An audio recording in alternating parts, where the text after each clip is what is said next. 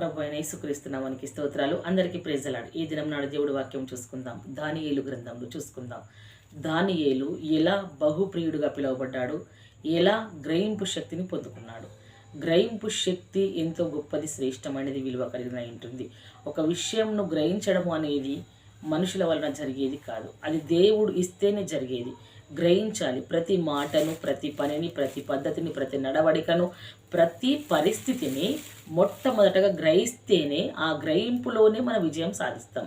ఆ గ్రహింపులో ఉన్న శక్తిని బట్టి మనం ప్రమాదం నుంచి తప్పుకొనగలుగుతాం. ఆ గ్రహింపుని శక్తిని బట్టి లోకంలో ఎలా బ్రతకాలి, ఎటువంటి వారితో ఎలా మాట్లాడాలి తెలివి మనకు సంభవిస్తుంది, తెలివి మనకు కలుగుతుంది. కాబట్టి ఇక్కడ చూసుకుందాం. ఎలా మాదీయుడగు అహశ్వరేషు యొక్క కుమారుడు ఎవరు, దర్యావేషు. అక్కడ మాదీయుల పైన, ఆయన కల్దీయుల పైన రాజయ్యుడు కదా.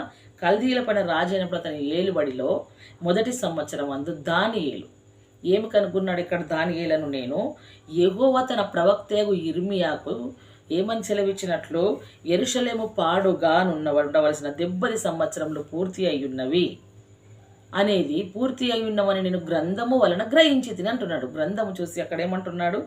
అక్కడ గ్రంథము వలన నేను గ్రహించి తిని అంటున్నాడు కదా. ఒక్కసారి జ్ఞాపకం చేసుకుందాం. ఎలా గ్రహించాడు ఆయన? గ్రంథము వలన గ్రహించాడు కదా. అంటే పరిశుద్ధ గ్రంథంను చదువుతున్నాడు దానియేలు. దేవుడి యందు స్థిర బుద్ధి కలిగిన వాడు, స్థిరమైన విశ్వాసం కలిగిన వాడు కదా. మనసు నిలుపుకున్న భక్తుడు, దేవుడి ఆజ్ఞలను అనుసరిస్తున్న భక్తుడు, ఇలా దేవుడి సన్నిధిలో దేవుడికి నచ్చిన విధంగా ఉంటున్న భక్తుడు. ఆ భక్తుడు ఆ కాలంలో, దర్యావేషు కాలంలో ఇర్మియా ప్రవక్తకు ఏ రీతిగా దేవుడు సెలవిచ్చాడని గ్రంథములు చదివాడంట. చదవడము ద్వారా గ్రహింపు శక్తి పొందుకున్నాడు. ఆ గ్రహింపు శక్తిలో ఏమి తెలుసుకున్నాడు? అక్కడ యెరూషలేము పట్టణము పాడుగా ఉన్నాడు 70 సంవత్సరములు కదా. యెరూషలేము ఎలా పాడుగా అయింది? వారు చేసిన పాపాన్ని బట్టి, దోషాన్ని బట్టి, వారు చేసిన తిరుగుబాటును బట్టి, దేవుడి పైన పదే రంకెలు వేసిన దాన్ని బట్టి పాడుగా దేవుడు ఉగ్రత దిగొచ్చింది. ఆ కాలంలో ఇర్మియాకి ఇర్మియా ప్రవక్త గురించి ఎలా చెప్పాడనంటే, ఇర్మియా గ్రంథంలో యెరూషలేము గురించి మనము ఇంతకుముందు ఒక వీడియోలో దేవుడి వాక్యం మాట్లాడుకున్నాం కదా. కిటకిటలాడిన పట్టణము, జనసంద్రము చేత ఉండిన పట్టణము, ఎంతో ఆనందమయమైన పట్టణము ఎలా పాడుదిబ్బ అయిపోయాను అని ఎలా విలపిస్తాడు, కన్నీటి ప్రార్థన చేస్తాడు ఇర్మియా గారు కదా. ఆ దినములను ఈ దానియేలు గారు గుర్తుకేసుకుంటున్నాడు.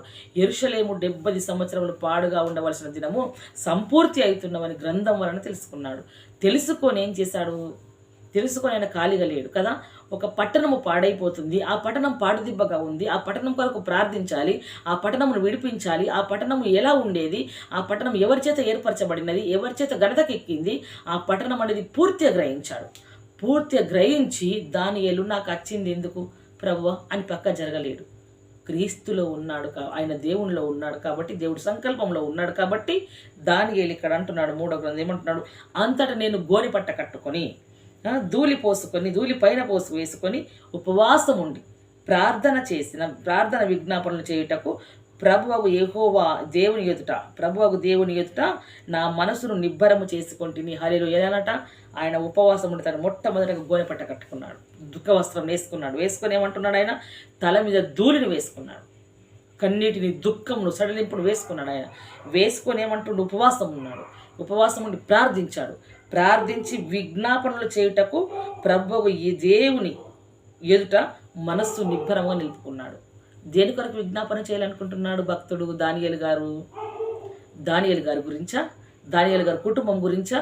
కాదు, యెరూషలేము పట్టణం గురించి, పాడైపోతున్న పట్టణం గురించి ప్రార్థించాడు. గోనెపట్ట కట్టుకున్నాడు. అంతటి మహాపట్టణము ఎలా పాడైపోయినో అని గోనెపట్ట కట్టుకున్నాడు, ధూళి వేసుకున్నాడు, దుఃఖక్రాంతుడయ్యాడు, ఉపవాసం ఉన్నాడు, ప్రార్థన చేయుటకు దేవుడి దగ్గరికి వెళ్ళాడు, విజ్ఞాపన చేయుటకు వెళ్ళి ఆయన దేవుడి దగ్గర మనసు నిలుపుకున్నాడు.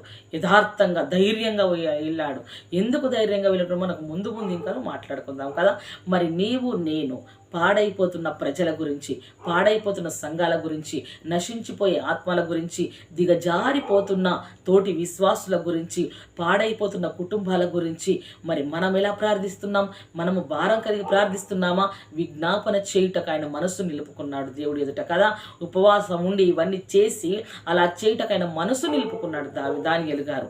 అలా మనసు నిలుపుకొని దేవుడి సన్నిధికి వెళ్ళాడు, ప్రార్థిస్తూ ఏమంటున్నాడు? నేను నా దేవుడైన యెహోవా ఎదుట ప్రార్థన చేసి ఒప్పుకున్నదేమనగా, ఏమని ఒప్పుకున్నాడు అక్కడ ఆయన అంటే, ప్రభువా మహత్యము కలిగి భీకరుడవైన దేవా, నీ ఆజ్ఞలను అనుసరించి నడుచిన వారి ఎడల నీ నిబంధన కృపను జ్ఞాపకము చేయువాడా. హల్లెలూయా. ఏందట?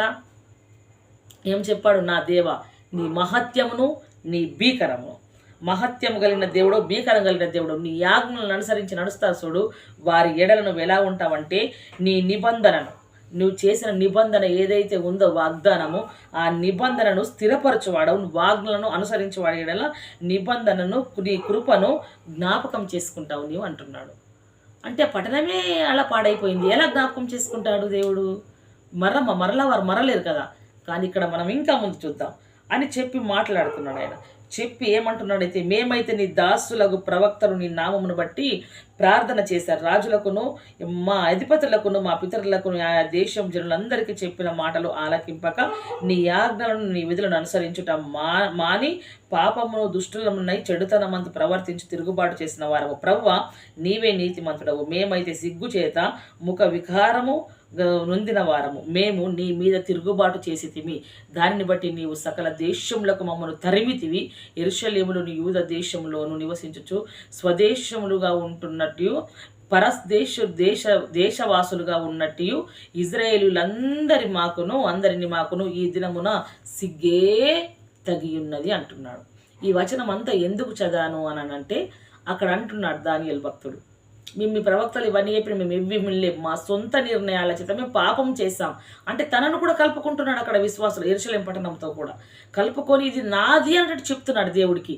ఈ పాపము నాదని ఎంచు, క్షమించు నన్ను అని. మేము పాపాత్మ, మేము మంచివారం కాము ప్రభువు, నువ్వు నీతిమంతుడవు, నీవు నీతిమంతుడవు. మేమైతే సిగ్గుపడి ముఖ వికారం కలిగి ఉన్నాం, నీకు తిరుగుబాటు చేస్తాం ప్రభువా.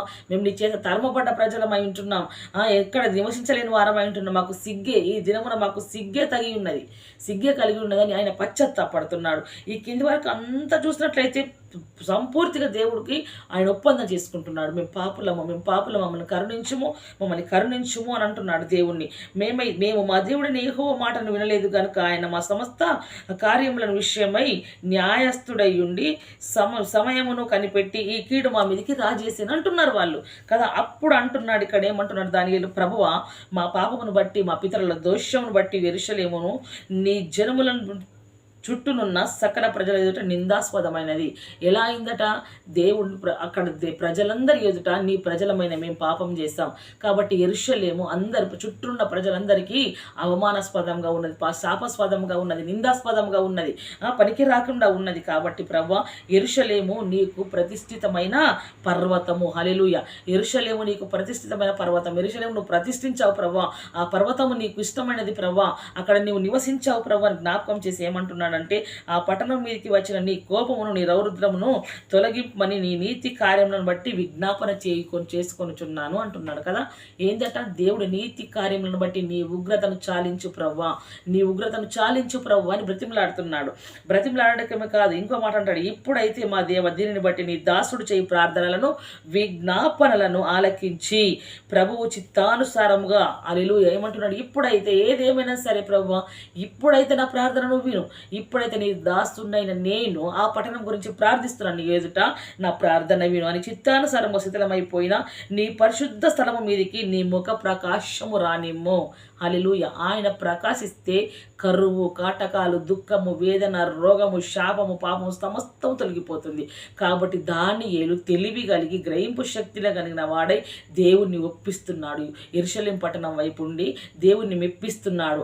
ఆయన పాపముగా ఒప్పుకుంటున్నాడు, ఆయనది ఇదంతా భారమును ఒప్పుకుంటున్నాడు. ఆ పట్టణము నువ్వు ప్రతిష్ఠితమైనది, నీకు పర్వతముగా ఉన్నది ప్రవ్వా. దయచేసి నీ ఉగ్రత చాలించు, నీ కోపము చాలించు. చుట్టూనున్న ప్రజలందరికీ యెరూషలేము శాపాస్పదముగా ఉంది, అది అవమానాస్పదముగా ఉంది అంటున్నాడు ఆయన. అని ఇక్కడ అంటున్నాడు. ఏమంటున్నాడు? నీ గొప్ప కనికరమును బట్టి నేను నిన్ను ప్రార్థించున్నాను కానీ మా స్వనీతి కార్యములను బట్టి నిన్ను ప్రార్థించడం లేదు అంటున్నాడు ఆయన.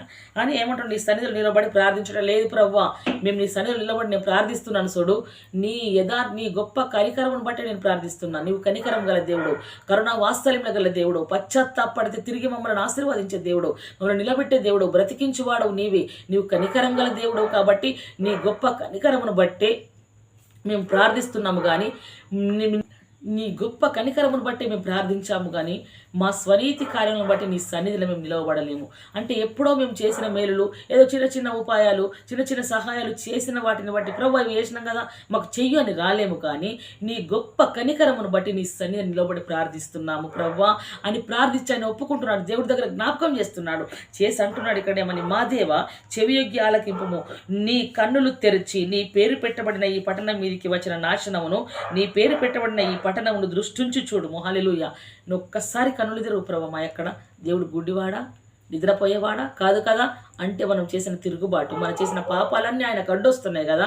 కాబట్టి దానియేలు అడుగుతున్నాడు, ఒక్కసారి నీ కన్నులు తెరిచి చూడు ప్రభా, నీ పేరు పెట్టబడిన ప్రజలు, నీ పేరు పెట్టబడిన జనము ఇది. కాబట్టి ప్రభా ఈ పట్టణం మీదకి వచ్చిన నాశనమును, నీ పేరు పెట్టబడిన ఈ పట్టణమును నువ్వు దృష్టించు ప్రభా, ఆలోచించు ప్రభా, నువ్వు చూడు, ఒక్కసారి దృష్టి పెట్టి చూడు ప్రభా అని బతిమలాడుతున్నాడు. ప్రభువా ఆలకింపు, ప్రభువా క్షమించుము, ప్రభువా ఆలస్యము చేయక చెవియొగ్గి నా మనవి చిత్తగించుము. నా దేవా ఈ పట్టణమును ఈ జనమును నీ పేరు పట్టబడినవే, నీ ఘనతను బట్టియే నా ప్రార్థన వినుమని వేడుకుంటున్నాను. హల్లెలూయా.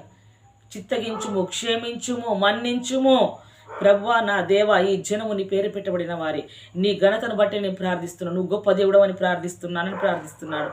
అలా ప్రార్థిస్తుండగా దేవుని దూత, గాబ్రియేలు దూత ఎవరికి అయిందంటే ఇక్కడ 11వ వచనం చూసుకున్నట్లయితే, నేను ఈలాగు మాటలాడుచు ప్రార్థన చేయుచుండగా మొదట నేను దర్శనమందు చూచి తిని అతి ప్రకాశమానుడైన గాబ్రియేలును ఆ మనుషుడు సాయంత్రపు బలి అర్పించుచు సమయమున నాకు కనబడి నన్ను ముట్టెను. హల్లెలూయా కదా. సాయంకాలం ఇతను ఇలాగే ప్రార్థిస్తున్నాడు, ఉదయకాలం నుంచి సాయంకాలం కూడా అదే దాన్ని ప్రార్థిస్తుంటే గాబ్రియేలు అనే దూత ప్రకాశమానంగా వచ్చి దర్శన రీతిగా వచ్చి ఆయనను ముట్టిండు అన్నట్లు. ముట్టి ఏమంటున్నాడు, అతడు నాతో మాట్లాడిన ఆ సంగతి నాకు తెలియజేసి, ఇతను ఏమని తెలియజేసి మాట్లాడిన సంగతి, దానియేలు నీకు గ్రహింపు శక్తి ఇచ్చుటకు నేను వచ్చి తిని. హల్లెలూయా. ఎందుకు వచ్చాడు? నీకు గ్రహింపు శక్తిని ఆయన ముందే మొట్టమొదటి గ్రహించాడు. కానీ ఇంకా ఏమంటున్నాడంటే, దానియేలు చేసిన దేవుణ్ణి ఒప్పించిన ప్రార్థన ఏమిటంటే, నశించిపోతున్న పట్టణము, దేవుడు ఏర్పరచుకున్న పట్టణము, దేవుడికి ప్రతిష్టమైన పట్టణము, దేవుడు గొప్పగా ఎంచిన పట్టణము నాశనం అయిపోతుంది అని దానియేలు గ్రహించాడు. గ్రహించి దానిని వదిలేయక ఆ గ్రహింపు విషయంలో శక్తిని పొందుకొని ఆలోచించి, ఇది నా దేవుడి పట్టణము, నా దేవుడి ప్రజలు వీరు, నా దేవుడి ప్రతిష్ఠితమైన జనం ఇది, నా దేవుడికి పర్వతం గుండా ఈ పట్టణము ఎలా నాశనం అయిపోతుంది, ఇది నా దేవుడికి సొంతం కావాలా, ఈ పట్టణము నా దేవుడికి, ప్రజలందరూ నా దేవుడు సొత్తు అయిపోవాలా, ఈ ప్రజలందరూ నా దేవుడి చుట్టూ ఉండాలా అని ఆయన కోరుకొని ఆయన ఉపవాసం ఉన్నాడు, గోనెపట్ట ధరించుకున్నాడు, బూడిదే పోసుకున్నాడు. ప్రభు సన్నిధిలో ఆయన పాపముగా ఆయన ఒప్పుకుంటున్నాడు, కనికరించుమని బ్రతిమిలాడుకుంటున్నాడు. మరలేమంటున్నాడు, నీ గొప్ప కనికరమును బట్టి వచ్చాను కానీ మా స్వనీతి కార్యం నీ సన్నిధిలో నిలబడలేము. ప్రభువా చిత్తగించుము, దయచేయము, ప్రార్థనాలకించు, ఆలస్యం చేయకము, నీ గొప్ప ఘనతను బట్టి నేను ప్రార్థిస్తున్నాను ప్రభువా, నా మనవి ఆలకించు అని ఆయన దేవుని సన్నిధిలో దేవుని ఒప్పించాడు, మెప్పించాడు. ఆ మెప్పించి దేవుని ఒప్పించిన దాన్ని బట్టి దేవాతి దేవుడు ఆయన చేసిన ప్రార్థనను బట్టి గాబ్రియేలు అనే దూతను, మొదటి దూతను, ప్రధాన దూతను పంపాడు.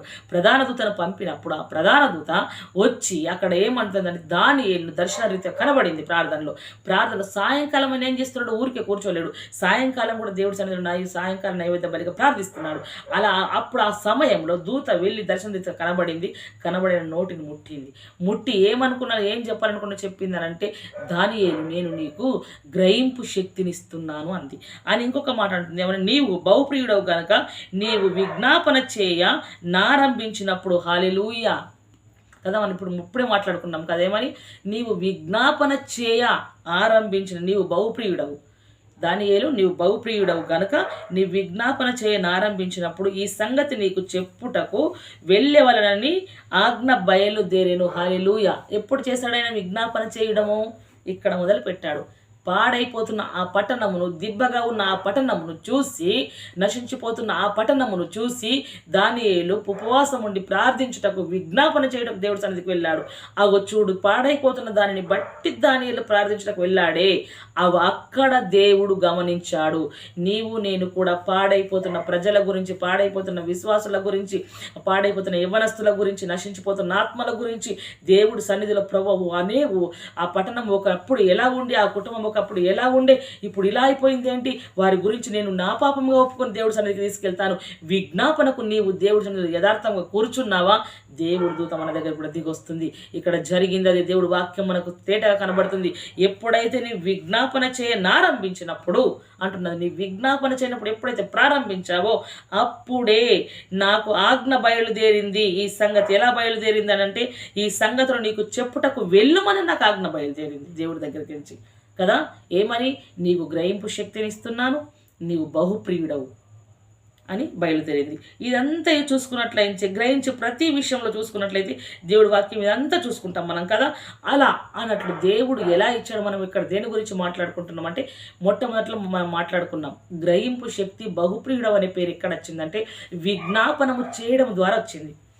నశించిపోతున్న, పాడైపోతున్న వారి కొరకు, రోగుల కొరకు, రక్షణ లేని వారకు, ఎప్పుడైతే మన స్వార్థ అందని వారి కొరకు మనం ప్రార్థించుటకు విజ్ఞాపనకు తయారైతాం చూడు దేవుడి సన్నిధిలో యథార్థంగా, అప్పుడు దేవుడి దూత మన యుద్ధకు వస్తుంది. దేవుడు సెలవు ప్రకారం వస్తుంది. దేవుడు ఏం పంపించాడో మాట ఆ మాట చెప్తుంది. ఆ మాట దానియేలుకు చెప్పింది, నీకు గ్రహింపు శక్తిని ఇస్తున్నాను, నీవు బహుప్రియుడవు, నీ విజ్ఞాపన ఆరంభించగానే నాకు ఆజ్ఞ బయలుదేరింది, వెళ్ళమని అని చెప్పింది కదా. కాబట్టి దేవుడి సన్నిధిలో మనం పాడైపోతున్న దాని గురించి ప్రార్థిస్తే దేవుడు తప్పకుండా మన దగ్గరికి వస్తాడు, మనకు కూడా గ్రహింపు శక్తిని ఇస్తాడు, మనకు కూడా బహుప్రియులుగా ఉంటాం. అప్పుడే ఆరంభమవుతుంది కార్యం మన జీవితంలో. ఇలా దేవుడి సన్నిధిలో పాడైపోతున్న వారి గురించి ప్రార్థించే ఆత్మ మనందరికీ దేవుడు దయచేయునుగాక.